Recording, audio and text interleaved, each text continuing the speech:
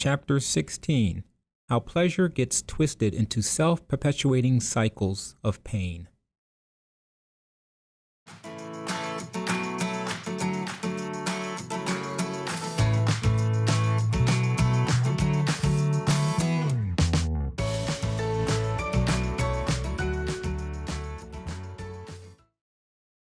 Pain.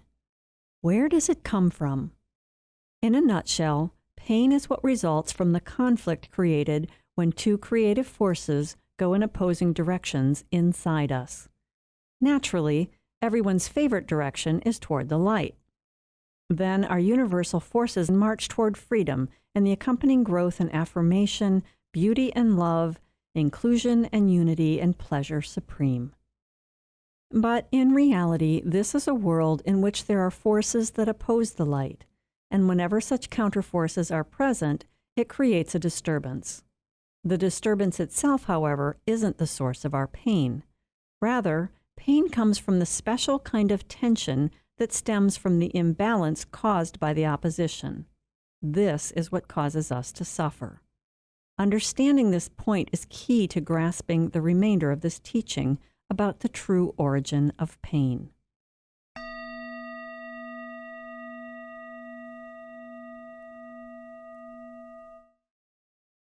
As we know, there are nesting levels of reality that encompass everything we can realize, from the macro level all the way down to our individual experiences on the micro level.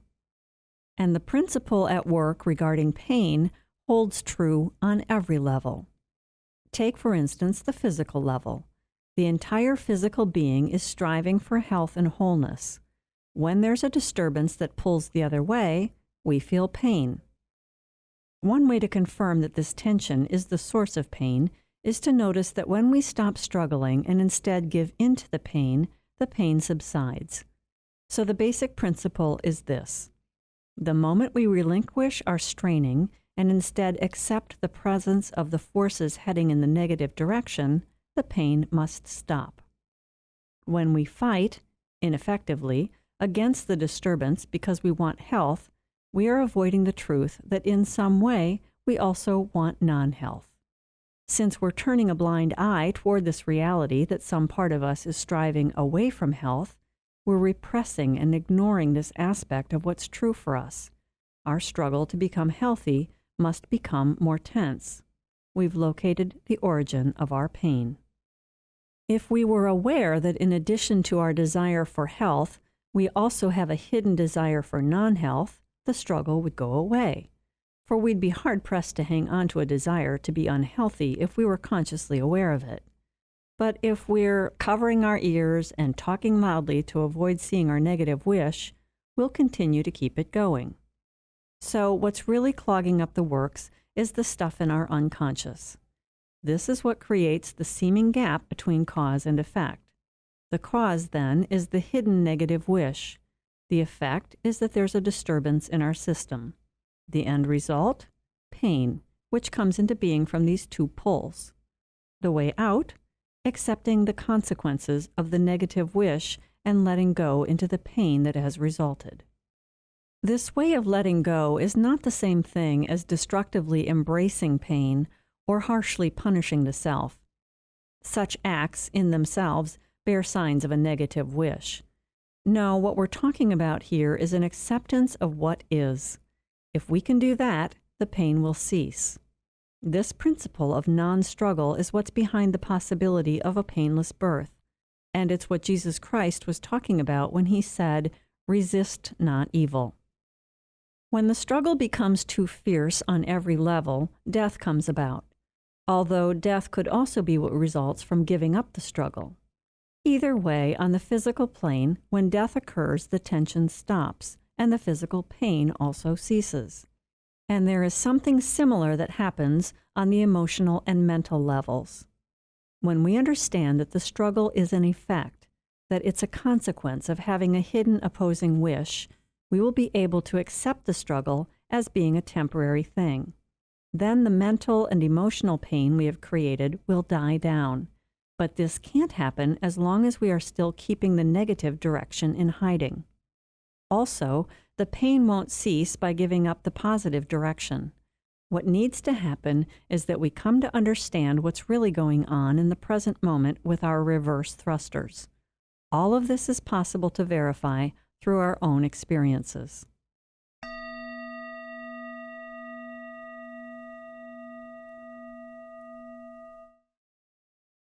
There is another plane of existence, the spiritual plane, and here things work a little differently. For this is the plane of consciousness that is the cause, and the other planes, the physical, mental, and emotional planes, are the effect. Since the spiritual plane is where the positive direction originates, this plane doesn't contain a negative direction. It simply cannot. This is the plane of unity, so conflict and opposing directions and pain are unthinkable here. When we are free from conflict and pain, we are in unity, following an unbroken line of positive forces that lead us in a positive direction. Does this mean it's possible to follow an unbroken line of negative forces, and that this too would cause pain to cease? Actually, no, because it's not possible for us to be fully attuned to a negative pursuit. At our core essence, on the spiritual level of our being, our real self is already attuned to the very real world of positive, constructive forces. This is our true final reality. So it's illogical to think that one could be wholly in unity about any negative aim in life. And since life, in its truest essence, can't be negatively oriented, all negativity can never be anything but a distortion. Remember that under every distortion, what's real, what's infinitely positive, still exists. And it sends forth its positive effects no matter how much negative distortion we overlay it with, no matter how strong our temporary negative distortion is right now. In short, being a human means there is life, so a person can't be fully negative, even if on the surface, to our human eyes, it might seem so. So then, any time we have something negative in our makeup, it's never all of us. The negative can only be desired by a part of who we are, and never by our whole selves. There's always another part of our psyche that stands in violent opposition to our negative desires. The part that sides with life is going in the direction of love. The anti-life side, on the other hand, is hell-bent on hating and isolating and staying in fear. And as already stated, the tension caused by the pull of these tendencies leads to pain.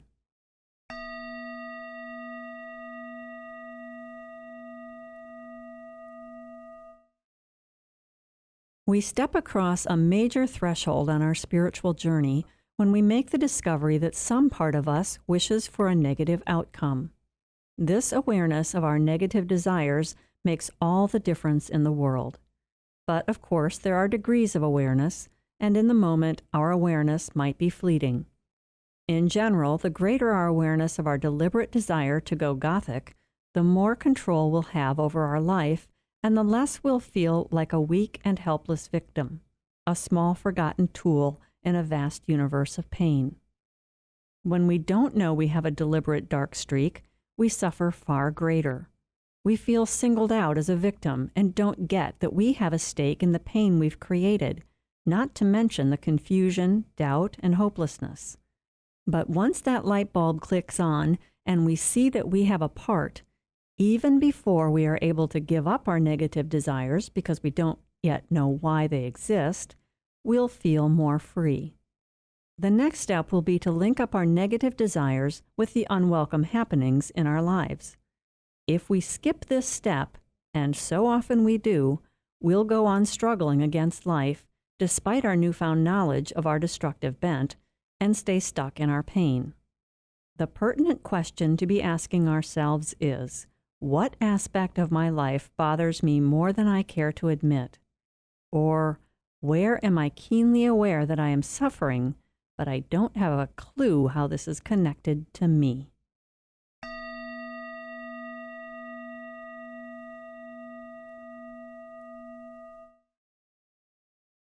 When we feel like we are a helpless straw in the wind, we are caught in what's called a vicious circle. By contrast, when we feel autonomous, like we can govern ourselves, we are following the principles of a benevolent or benign circle. Both kinds of circles operate according to the laws of self-perpetuating motion, with autonomy creating positive circles that are set into motion by living in reality. This means that when we have a healthy, positive attitude, we will be outgoing and open, constructive and inclusive. Things will go easily. We won't even have to expend energy on deliberately meditating.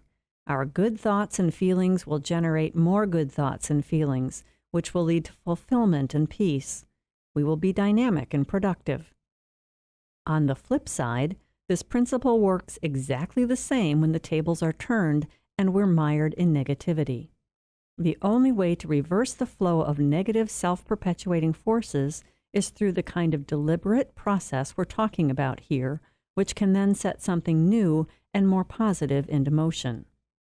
Of these two types of self-perpetuating motion, which, by the way, work exactly the same as people know from their study of chemistry and physics, only one is unlimited and leads to wholeness and a bottomless well of abundance.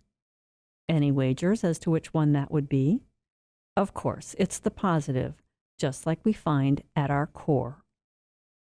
On the level of our personality, it's a different story. This part of ourselves wants to pursue negative directions, which creates a new psychic sphere that covers over the original positive one. This negative world is made up of our images, our mistaken conclusions about how life works, together with our bad attitudes and painful feelings. Everyone's negative sphere has its own distinct atmosphere, depending on the strength of our negative desires, what they're made up of, and our awareness of them. The material world we each experience, then, is a direct reflection of the combination of our positive real self and our negative encrustations that cover this up. Where we're relatively free from negative desires, it will be fairly easy to experience the world of truth, that world of self-perpetuating goodness. We won't struggle or have doubts or fear or deprivation. We'll be able to keep our hearts open in these parts of our lives and unfold more and more happiness and inclusion.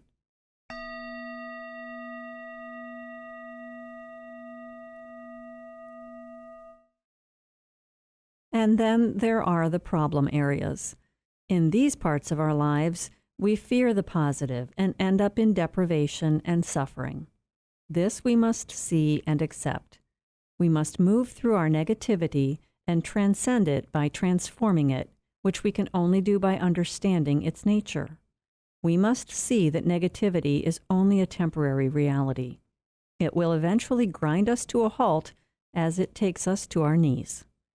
Underneath it, ever and always, lies the self-perpetuating world of the good, where we don't have to grasp and reach. On that level, everything good is already ours, even before we've attained it. Whenever we are separated from others, we're swimming in the sphere of negativity. So then, regardless of how much we want union and wholeness, there is another side doing the side stroke of resistance. The more we deny this, the more it hurts. Don't forget, it's not possible to want 100% isolation and separation. If it were possible to fully want this, we could withdraw completely and be very happy. But we can't. All we can do is want to disconnect to a very large degree. And the larger the percentage of us that wants to go that route, the greater the pull in the opposite direction towards health and union, and the more fierce will be the pain. And as if that's not bad enough, our pain is going to be aggravated by the struggle of the other person. It's painful enough that we alternately want and do not want, that we love on one hand and then hate and withdraw and reject on the other, but our conflict will always be multiplied by the same fluctuating parameters of the other person who is waging a similar fight inside themselves.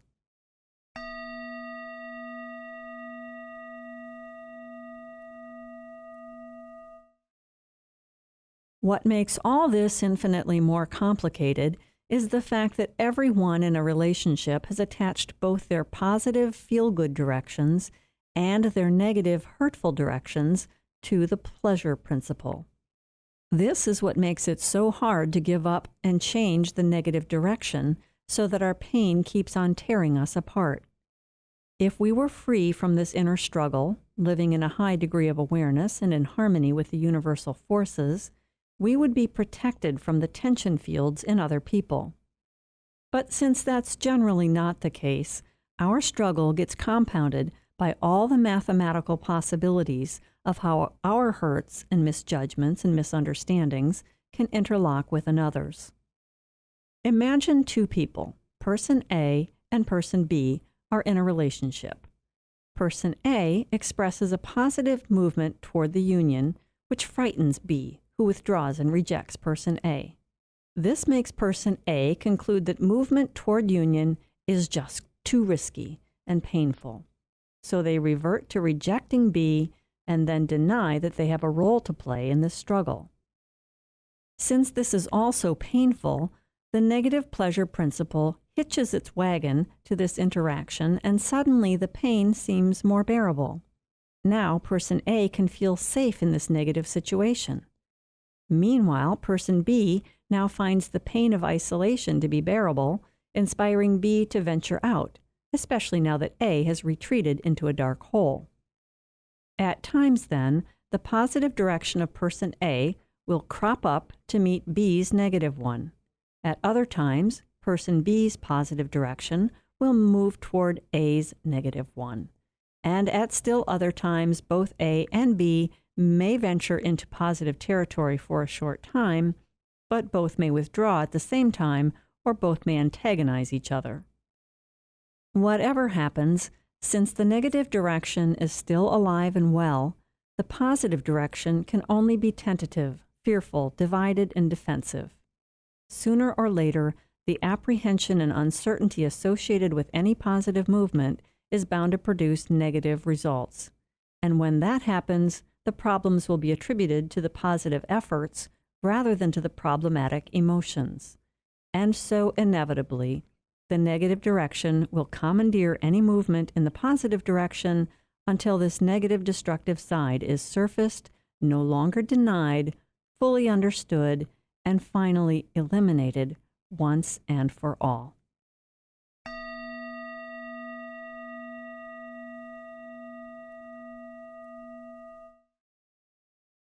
The part of this drama that makes it so compelling is that we get a precarious pleasure from indulging in our destructive ways.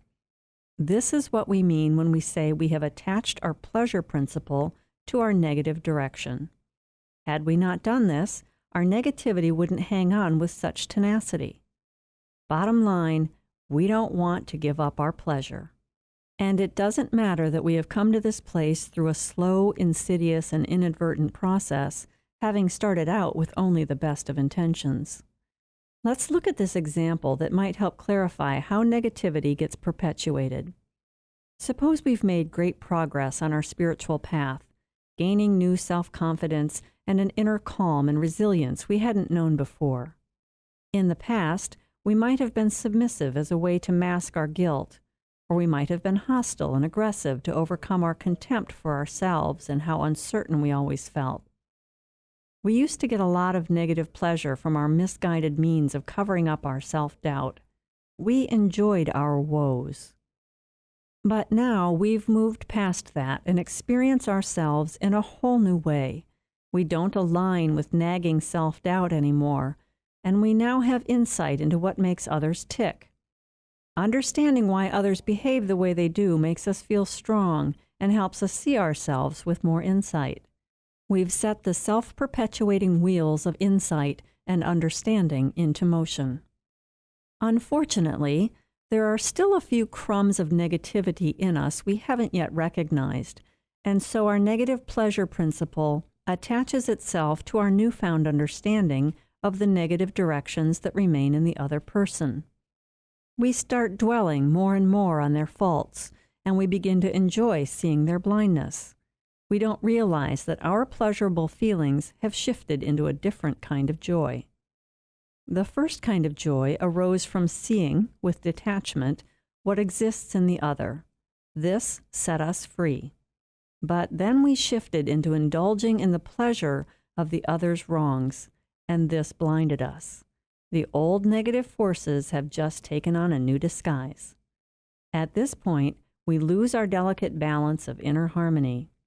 This shows how insidiously destructive impulses can creep in if we allow any old roots to remain unobserved. With this deeper awareness of the origin of pain and how negative destructive forces operate, we now hold the tools in our hands to make different choices. Perhaps we can now see a way forward to living a life that is free from pain.